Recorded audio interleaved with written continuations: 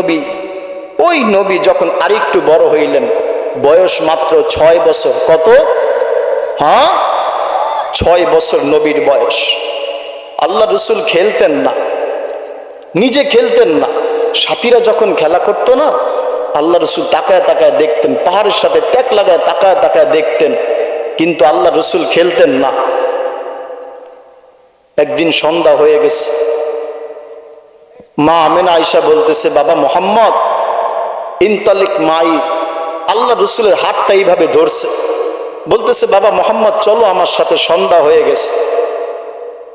6 বছরের বাচ্চা মোহাম্মদ সাল্লাল্লাহু আলাইহি ওয়াসাল্লাম চক্ষু থেকে পানি ছেড়ে দিছে, বলতেছে, মা প্রত্যেক দিন না আমি একটা দৃশ্যকে দেখি মা। বলে, কি বাবা মোহাম্মদ? বলে, মা প্রত্যেক দিন দেখি কি, আমার সাথীগুলো মাঠের মধ্যে খেলা করে, এদের বাবা আয়েশা এদেরকে কোলে নেয়, কপালের মধ্যে চুমা দেয়, গালের মধ্যে চুমা দেয়, খেলাধুলা শেষ, বাবারা তাদেরকে কোলে কইরা বাড়িতে নিয়ে যায়। মা আমার বাবা যে একদিনও আসলো না, আমাকে যে একদিনও আদর করলো না। ব্রাহ্মণবাড়িয়ার মানুষ, উমিদপুরের যুবক, নারী পুরুষ নির্বিশেষে আপনারা ঘটনা জানেন, আমি ওইটা বলতে লম্বা করতে চাই না।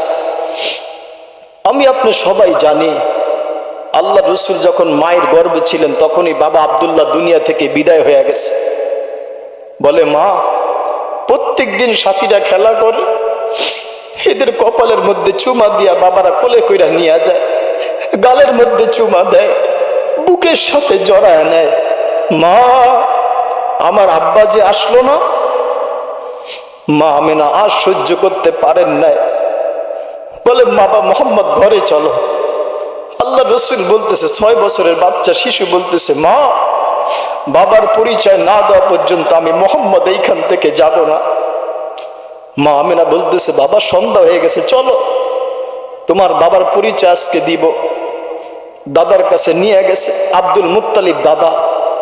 বলতেছে, আব্বা 6 বছরের শিশু, একে কেমন করে বুঝাইব, এর বাবা গর্ভে থাকা অবস্থায় দুনিয়া থেকে বিদায় হয়ে গেছে, একটু অনুমতি দেন, কবরটাকে কমাস কম দেখায় নিয়ে আস। আল্লাহ রসুলের দাদা বলে, ঠিক আছে মা নিয়ে যাও। আল্লাহ রসুলকে নিয়া মা আমেনা রওনা করছে। সেই দূরে বাবা আব্দুল্লাহর কবর, অনেক দূর সফর করে গেছেন। জয়া মা বলতেছে, বাবা মোহাম্মদ ওই যে দূরে একটা কবর দেখা যায় না, এইটা হইল তোমার বাবা আব্দুল্লাহ। আল্লাহ রসুল 6 বছরের বাচ্চা পায়ে হাইটা হাইটা ওইখানের মধ্যে গেছে, যাইয়া কবরের মাটিগুলোকে খামসাইতেছে আর বলতেছে, বাবা একটু কোলে নাও না, একটু চুমা দাও না, একটু আদর করো না, আমি তো মোহাম্মদ কোনো অন্যায় করি নাই। দৃশ্যগুলো মা দেখতেছে, সহ্য করতে পারেন নাই।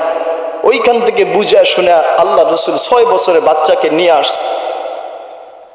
নিয়ে আসার পথে, মাঝামাঝি পথে পাহাড়ের 2 পাশে মা আমেনা বলতেছে, বাবা মোহাম্মদ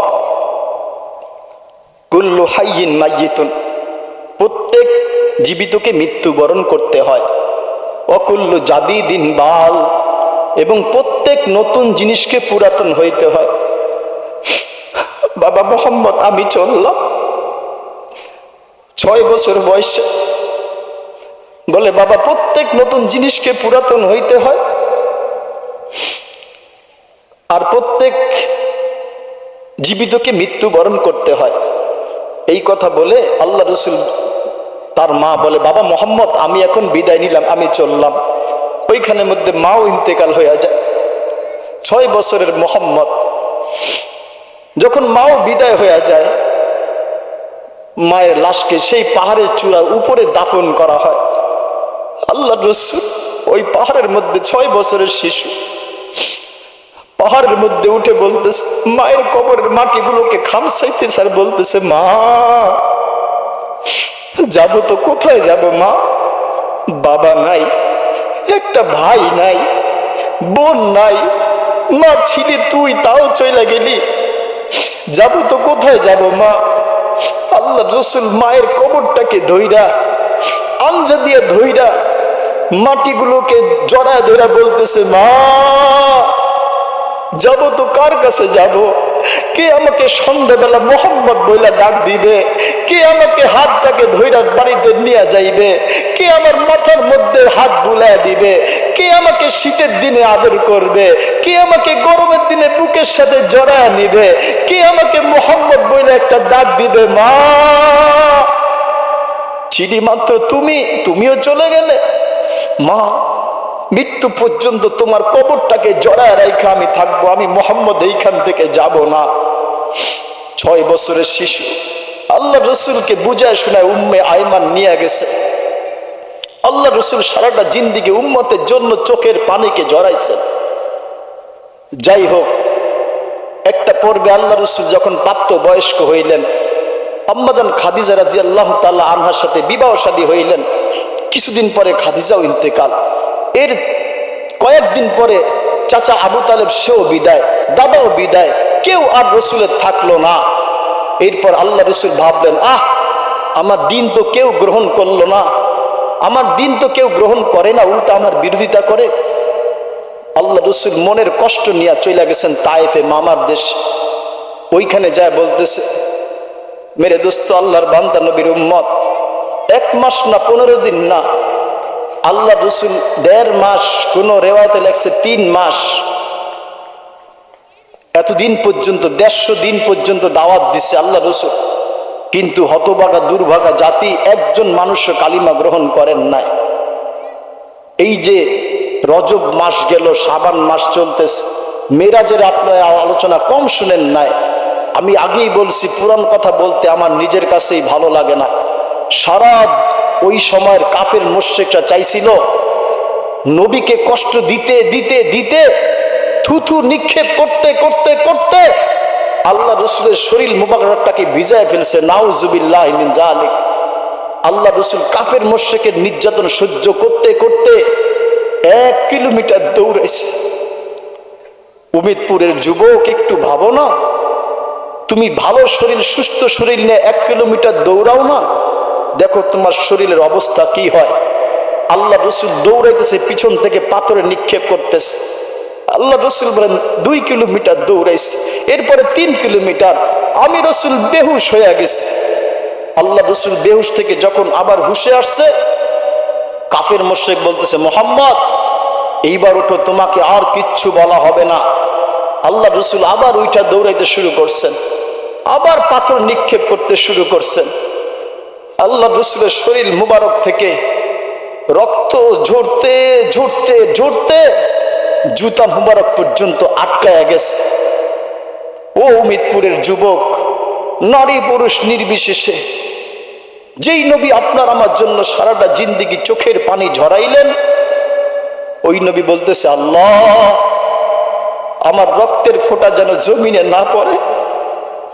আমি নবীর রক্তের ফোঁটা যদি জমিনে পড়লো, আল্লাহ মনে হয় এই জমিনকে আর রাখবেন না। মেরে দোস্ত, যেই নবী সারাটা জিন্দিগি আপনার আমার জন্য চোখের পানিকে ঝরাইলেন, যেই নবী আপনাকে আমাকে নিয়ে ভাবলেন, সূরা দুহা নাজিল হইতেছিল, জিবরিল আয়াত নিয়ে চইলা আসছে, ওয়াদ-দুহা ওয়াল-লাইলি ইযা সাজা মা ওয়াদ্দাআকা রাব্বুকা ওয়া মা ক্বালা ওয়ালাল আখিরাতু খায়রুল লাকা মিনাল উলা ওয়ালা সাওফা ইউতিকা রাব্বুকা ফাতারদা। মাদ্রাসার ছাত্ররা কি বলে, সূরা কি শেষ? সূরা এখনো শেষ হয় নাই। যখন জিবরিল এই আয়াত পর্যন্ত আসছে, ওয়ালা সাওফা ইউতিকা রাব্বুকা ফাতারদা, আল্লাহ রসুল বলতেছেন, জিবরিল তুমি থামো। ওই দিক থেকে জিবরিল বলতেছে, রসুল সূরা তো এখনো শেষ হয় নাই।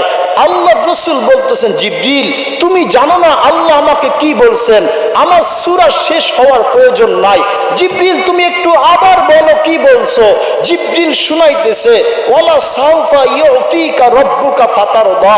এর অর্থ হইল, বন্ধু নবী আপনাকে আমি অতক্ষণ পর্যন্ত দিতে থাকবো, অতক্ষণ পর্যন্ত আমি আল্লাহ আপনাকে দিতে থাকবো, যতক্ষণ পর্যন্ত আপনি নবী আমি আল্লাহর উপরে রাজি না হবেন, খুশি না হবেন, অতক্ষণ পর্যন্ত আপনাকে আমি আল্লাহ দিতেই থাকবো।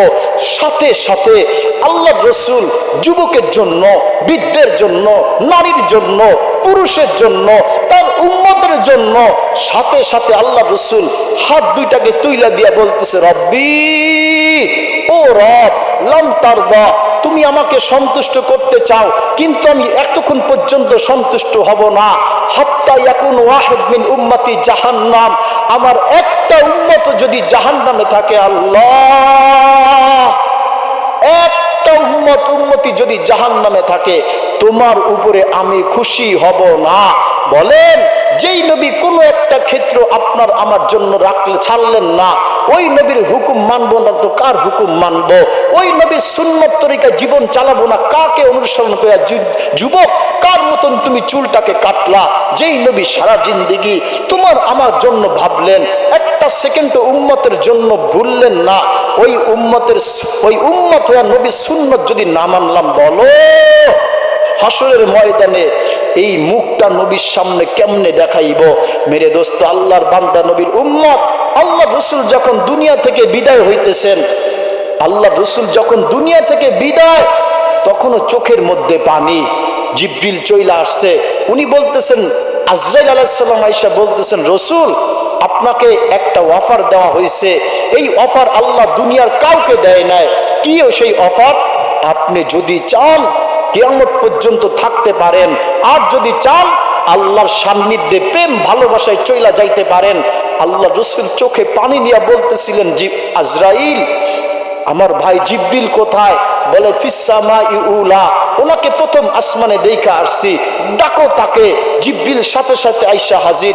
আল্লাহ রসুল চোখে পানি নিয়ে বলতেছে, জিবরিল, এই যে দেখো পাশে আজরাইল দাঁড়ানো আছে, হুকুম পাইলেই জানটাকে নিয়ে নিবে। কিন্তু জিবরিল, আমি তো এখন একটা প্রশ্নের উত্তর পাই নাই। কি সেই প্রশ্ন? আল্লাহকে যা জিজ্ঞাসা করো, ফামানলি বাদি উম্মতি, আমি নবী দুনিয়া থেকে চইলা গেলে আমার উম্মতের জিম্মাদারি কে নেবে? আমার উম্মতকে দেখাশোনা কে করবে? আমার উম্মতের রাখওয়ালগিরি কে করবে? উম্মতের দেখভাল ভার এই দায়িত্ব কে নিবে? জিবরিল দৌড়ায় চলে গেছে, যা বলতেছে, আল্লাহ আপনার সাথে মোলাকাত করতে চায়, সাক্ষাৎ করতে চায়, কিন্তু তার দিলের ব্যথা হইল, নবী যদি দুনিয়া থেকে চইলা আসে, তার উম্মতকে কে দেখবে? যুবক উম্মতকে কে দেখবে? বৃদ্ধ নারী উম্মতিকে কে দেখবে? আল্লাহ বলতেছেন, জিবরিল, বন্ধুকে যা শোনা দাও, আর দাঁত থেকে রক্ত বের হইতে হবে না, হেলমেট লোহার ভেঙে মাথার করাত ঢুকতে হবে না, আর কাফের মুশরিকের নির্যাতন সহ্য করতে হবে না, পাথরের নিক্ষেপ খাইতে খাইতে খাইতে পিঠ থেকে রক্ত ঝরানো লাগবে না। বন্ধুকে আমার সাথে আসতে বলো, উম্মতের জিম্মাদারি আমি আল্লাহ স্বয়ং নিয়ে নিলাম। লা তাতরুকু উম্মাতাকা ফারদা, জিবরিল বন্ধুকে যা শোনা দাও, উম্মতকে আমি একা ছাড়বো না। যেই নবী একটা ক্ষেত্র আপনার আমার জন্য ছাড়লেন না, বলেন ওই নবীর সুন্নত মানবো না তো কার সুন্নত মানবো? ওই নবীর হুকুম মানবো না তো কার হুকুম মানবো?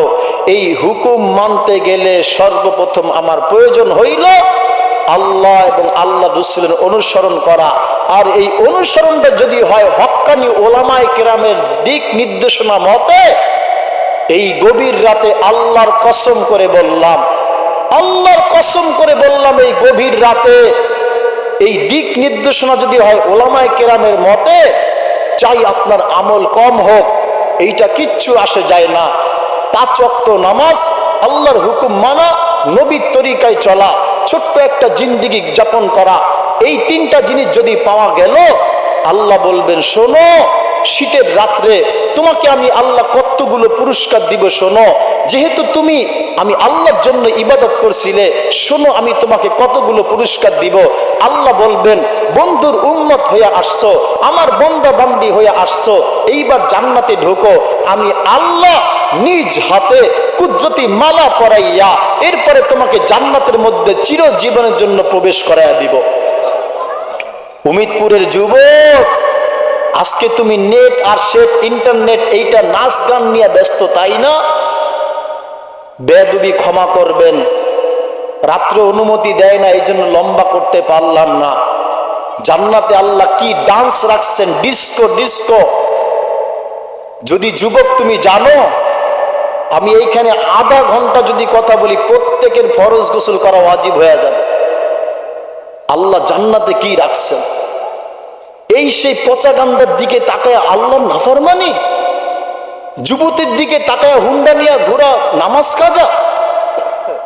একটা নর্তকী, দুনিয়ার একটা পচা গান্দা মেয়ে নাচলেও কতক্ষণ নাচবে? 1 ঘন্টা। আরে 1 ঘন্টাও নাচতে পারে না, 10 মিনিট 20 মিনিট শেষ।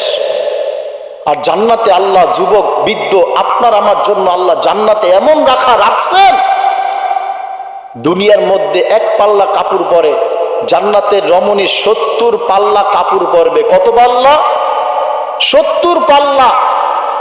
70 পাল্লা কাপড় যখন পরবে, ওর ভিতরে শরীর দেখা যাবে, শরীরের ভিতরে রক্ত দেখা যাবে, রক্তের ভিতরে হাড্ডি দেখা যাবে, হাড্ডির ভিতরে যে মজ্জা আছে ওইটা দেখা যাবে। আল্লাহ রসুল বলেন, লাউ বালাগাতিন আবহুরিন লাসওয়ারাতিল আসবা, ওই জান্নাতের রমণী সুন্দর হুর যুবক তোমার জন্য, বৃদ্ধ তোমার জন্য, আমার জন্য আল্লাহ যেই তৈরি করে রাখছেন। শিক্ষিত সমাজের মানুষ, এইবার একটা প্রশ্ন করি, পারলে উত্তর দেন তো।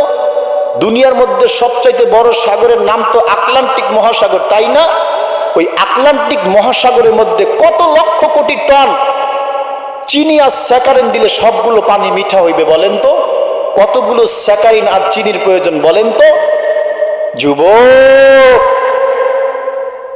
আল্লাহ রসুল বলেন, ওই জান্নাতির রমণী যদি লাউ বালাগাতিন আবহুরিন লাসওয়ারাতিল আসবা, জান্নাতির রমণী যদি আটলান্টিক মহাসাগরের মধ্যে একটু থুতু নিক্ষেপ করত, সমগ্র পানিগুলো আল্লাহ রসুল বলেন মিঠায় পরিণত হয়ে যাইত। ওই ঠোঁটের সাথে বুড়া আপনার ঠোঁট লাগাইলে কেমন মনে হবে বলেন? ওই ঠোঁটের সাথে যুবক তোমার ঠোঁট লাগলে কেমন মনে হইবে বলেন? আল্লাহ রসুল বলেন, শোনো, লাউ বালাগাতিন ইসবা, ওই জান্নাতের রমণী যদি দুনিয়ায় একটু আঙ্গুলকে বের কইরা দিত না, আল্লাহ রসুল বলেন সূর্যের আলো পর্যন্ত আলোকে হারায় ফেলতো, আলোকে হারায় ফেলতো, এত সুন্দর। এরপর আইসা জান্নাতে ঢুকবেন, এইভাবে যখন হাত রাখবেন জান্নাতের রমণের দিকে, কয়েক সপ্তাহ কয়েক মাস চলে যাবে, হাত এইভাবে রাখবেন, ফেরেশতা আইসা টান দিয়ে সরাই বলবে, আল্লাহর বান্দা এখন ছাড়ো না। উমেদপুরের যুবক বলবে, এই ফেরেশতা মাত্র ধরলাম। ফেরেশতা বলবে, আল্লাহর বান্দা পাগল হয়ে গেছিস, এই মাত্র ধরলি, তোর কয়েক বছর পার হয়ে গেছে। সুবহানাল্লাহি ওয়া বিহামদিহি। এরপর জান্নাতি রমণী বলবে, আল্লাহর বান্দা শীতের দিনে না ঠান্ডা পানি দিয়ে ওযু করছিলা? বলে, হ্যাঁ। গঙ্গায় না রাত্র ছোট ছিল, ফজরের নামাজের জন্য চলে আসছিলা? হ্যাঁ। বলে, দুনিয়ার কাজ কারবার চাকরি বাকরি ব্যবসাকে বড় মনে করো নাই, আল্লাহর হুকুমকে না বড় মনে করেছিলা? বলে, হ্যাঁ। এরবারে জান্নাতি সুন্দরী রমণী বলবে, মগার মতো ধৈর্য তাকায়া থাকবি নাকি কিছু করবি? চল ভিতরে চল। সুবহানাল্লাহি ওয়া বিহামদিহি। এত সুন্দর হবে। ওর দিলের মধ্যে থার্মোমিটার লাগানো থাকবে, থার্মোমিটার। কখনো ভালোবাসা 1% কমবে না, সব সময় ফুল স্পিড থাকবে ভালোবাসা, যার মধ্যে হিংসা নাই, বিদ্বেষ নাই, রাগ নাই। আর বলবে, ইন্নী, আমি হুব্বুকা ওয়া আনতা হুব্বিক, তুই আমার ভালোবাসা, আমি তোর ভালোবাসা। এমন সুখে জান্নাত আল্লাহ দিবেন। এরপর আল্লাহ বলবেন, শোনো, তোমাকে আমি 4টা পুরস্কার দিতেছি, বড় বড়। কয়টা? 4টা। আপনি মনে মনে ভাইবেন না আমি রাত্র লম্বা করতেছি, সংকেত। আল্লাহ বলবেন, শোনো, তোমাকে আমি তোমার ঈমান আমলের বিনিময়, নামাজের বিনিময় আমি আল্লাহ তোমাকে এত বড় পুরস্কার দিব। নারী তোমাকে দিব, পুরুষ তোমাকে দিব। কি পুরস্কার? আল্লাহ বলবেন, 1 নম্বর পুরস্কার দিলাম, আমি আল্লাহর কুদরতি হাতের মালা পরাইয়া তোমাকে জান্নাতে চিরজীবনের জন্য প্রবেশ করায় দিয়া দিলাম। এখন জান্নাতে তো প্রবেশ করলাম, ভেজাল কিন্তু শেষ হয় নাই। ওই জান্নাতে যদি মৃত্যু হয়ে গেল, মজা থাকলো? আল্লাহ বলবেন, 2 নম্বর পুরস্কার তোমাকে আমি দিলাম, এই জান্নাতে ঢোকো, আর কোনোদিন তোমার মৃত্যু হবে না। সুবহানাল্লাহ। এইবার ভাবেন না যে এই জান্নাতে মৃত্যু হবে না? আচ্ছা, মৃত্যু হইল না, আরো একটা ভেজাল আছে। যদি কোনো সময় অসুস্থ হয়ে গেলাম জান্নাতে, তাই না? আল্লাহ বলবেন, জান্নাতে ঢোকো, 3 নম্বর পুরস্কার দিলাম, আর কোনোদিন তুমি অসুস্থ হবে না। সুবহানাল্লাহ। মৃত্যু হইল না, অসুস্থ হইলাম না, কিন্তু ভেজাল কিন্তু এখনো যায় নাই। ওই জান্নাতে যদি 80 বছরে 90 বছরে বুড়া হয়ে গেলাম, কোনো মজা থাকবে? আল্লাহ বলবেন, শোনো, এই জান্নাতের প্রবেশ করো, 4 নম্বর পুরস্কার আমি আল্লাহ তোমাকে দিলাম, তুমি আর কোনোদিন নারী পুরুষ আর কোনোদিন বুড়া হবে না, চিরজীবনের জন্য যুবক আর যুবতী থাকবে। সুবহানাল্লাহ। বলেন না, একটা মানুষের মৃত্যু হইল না, বুড়াও হইল না, বয়সও বাড়লো না কমলো না, অসুস্থ হইল না, এরপর আর কি প্রয়োজন হয় বলো যুবক? বলেন বৃদ্ধ উমিদপুরের মানুষ বলেন। আল্লাহ বলেন, 5ম পুরস্কার দিলাম কি জানো? আমি আল্লাহ চিরজীবনের জন্য তোমাদের উপরে রাজি খুশি হয়ে গেলাম, তোমাদের উপরে আর কোনোদিন নারাজ হব না। আল্লাহ আমাদের সবাইকে ওই জীবন যাপন করার তৌফিক দান করেন, আমিন। আল্লাহ আমাদের সবাইকে তওবা ইস্তেগফার করার নসিব আল্লাহ দান করেন, আমিন। আসেন এখন অল্প সময় আল্লাহ পাকের কাছে তওবা করব, ইস্তিগফার করব। প্যান্ডেলের বাইরে যেই যুবকরা দাঁড়ানো, যুবক ভাই আসি, আল্লাহ পাকের কাছে তওবা করি, ইস্তিগফার করি। রাত্র 12টা বাজতে চলছে, ঘরের মা বোন আমরাও জায়নামাজটা বিছায়া জীবনের জন্য তওবা করি, ইস্তিগফার করি। আল্লাহর কাছে বলি, মাওলা অনেক গুনাহ কইরা ফেলছি, কারো গুনাহ 60 বছরের, 50 বছরের, 70 বছরের। যুবক, আজকেই জান্নাতের বাগান, আল্লাহর কসম, আল্লাহ কিন্তু তোমার 60 বছর 70 বছর বৃদ্ধ এই গুনার দিকে দেখেন না। আল্লাহ বলেন কি জানেন? আল্লাহ কোরআনে বলেন, ইন্নাল্লাহা ইয়াগফিরু যুনুবা জামিয়া। আল্লাহ বলেন, বান্দা তোমার গুনাহ যেই পর্যন্ত হইতে পারে, ইন্নাল্লাহা ইয়াগফিরু যুনুবা জামিয়া। আল্লাহ বলেন, তোমার জিন্দেগির সব গুনাহ আমি মাফ করতে পারি, তোমার জীবনের সব গুনাহ আমি মাফ করে দিব। তোমার জীবনে কত গুনাহ এটাকে আমি দেখব না। তুমি যখন তওবা করলা, ইস্তেগফার করলা।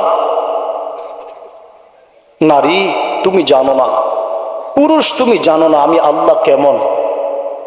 আল্লাহ বলেন, ইন্নাল্লাহা ইয়াগফিরু যুনুবা জামিয়া।